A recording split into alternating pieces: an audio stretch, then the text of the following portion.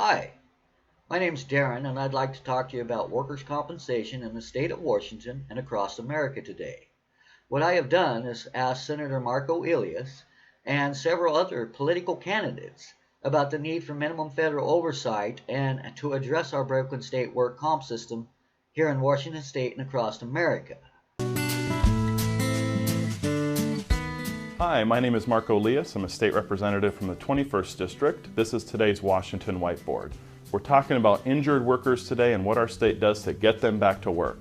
We do this predominantly through our workers' compensation system, an employee and employer-funded insurance program here in Washington state. Some folks tell us that the workers' comp system is broken, it doesn't do its job. I want to take a look at the facts. Washington's rates for workers' compensation are better than 38 states. We have one of the lowest rates for workers' compensation claims across the country. That has helped us get a number 10 ranking for our business climate, a number 7 ranking for job creation among the states, and number 5 for one of the best places to do business in the United States. We've got a system that gets people back to work and takes care of them when they're injured. We have a competitive business climate and low rates. I'd say our system is working. Those are some great facts, Marko. Now let's look at these facts.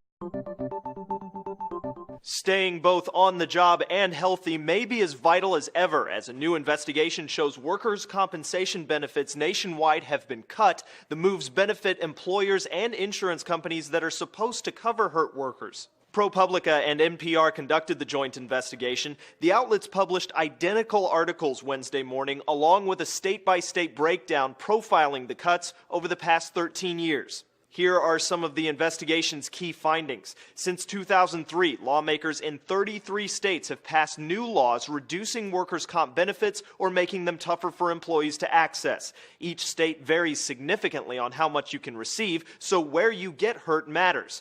Many states cut off benefits after an arbitrary time limit instead of when the worker is recovered, and employers and insurance companies now have more control over medical decisions. The report was especially critical of states like Florida, which has reduced workers' comp benefits by 65% over the past 2 decades. In California, insurers can use the opinions of doctors who never actually saw a patient to reopen old cases and deny medical care. Independent medical reviewers in that state denied the recommendation of workers' doctors in 91% of cases. Yeah, everyone thinks that workers' comp is so expensive. But in fact, we looked at the numbers and we found that employers are actually paying the lowest cost for workers' compensation insurance since the 1970s. And insurers are doing fairly well, too. In 2013, they had an 18% profit, their best year since the 1990s. In another case highlighted Wednesday morning, ProPublica and NPR pointed out a worker who loses an arm on the job in Alabama is only entitled to a maximum of $48,000 in compensation. Just across the border in Georgia, a worker could get almost $700,000 more over his or her lifetime.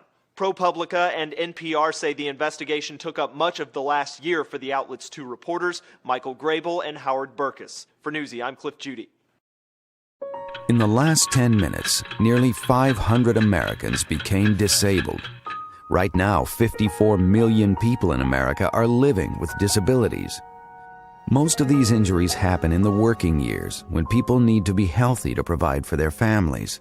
And not everyone who gets injured survives. Over 4,600 Americans are killed on the job each year. American troops who earn their living serving our country are greatly affected. 6,300 troops were killed in Iraq and Afghanistan, and 633,000 now suffer from a disability as a result of their service. Many people continue to live with the effects of their injury every day, as 116 million American adults live with chronic pain disorders. Disabled workers are the largest minority group in America. Anyone, at any time, could become the next unwitting member. But unfortunately, millions of disabled workers don't have access to the vital information, resources, and community support they need to make informed decisions during this critical time. When they reach out for help, they are often shunned by society or labeled as lazy. Discussion in chat, I see.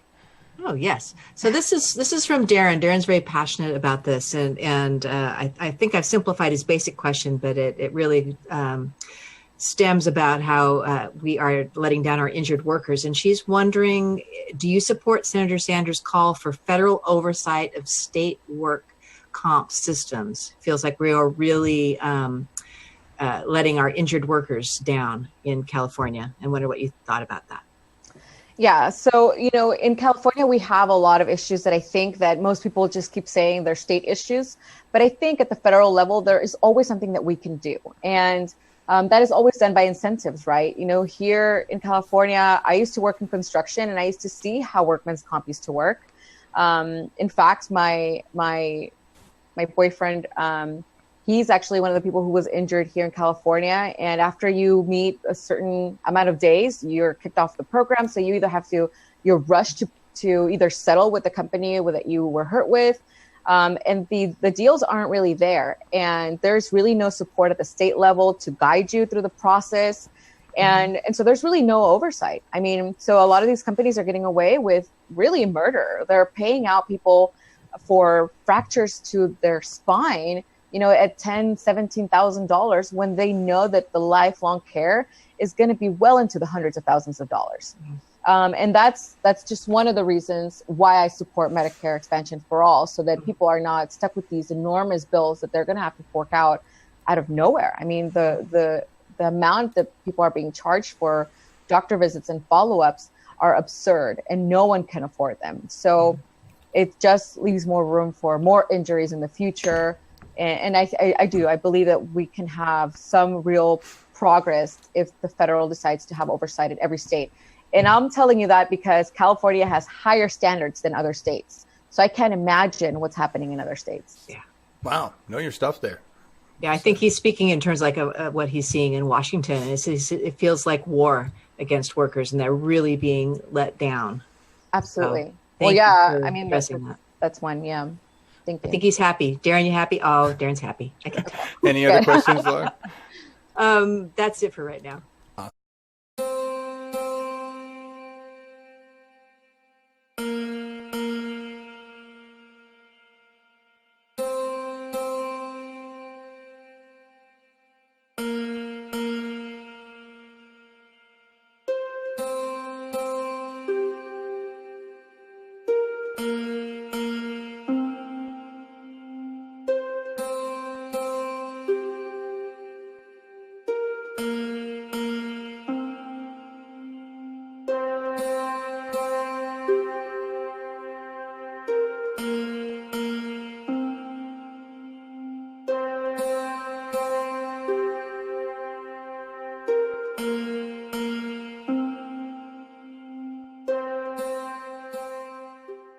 So it's equal for all.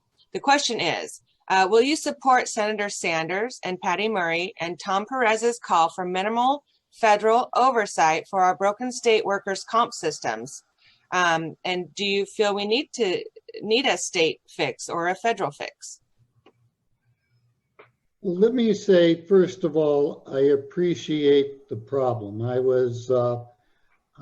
did workers' comp law at the federal level for longshoremen. I also have done it at the state level, and it has gotten worse and worse and worse. And let me explain why I think it's happening. I think we are experiencing a pre-planned genocide, and I think people simply need to open their eyes to see it. We see it with regard to workers' comp. Washington's rates for workers' compensation are better than 38 states. We have one of the lowest rates for workers' compensation claims across the country. That has helped us get a number 10 ranking for our business climate, a number 7 ranking for job creation among the states, and number 5 for one of the best places to do business in the United States. We've got a system that gets people back to work and takes care of them when they're injured. We have a competitive business climate and low rates. I'd say our system is working. This is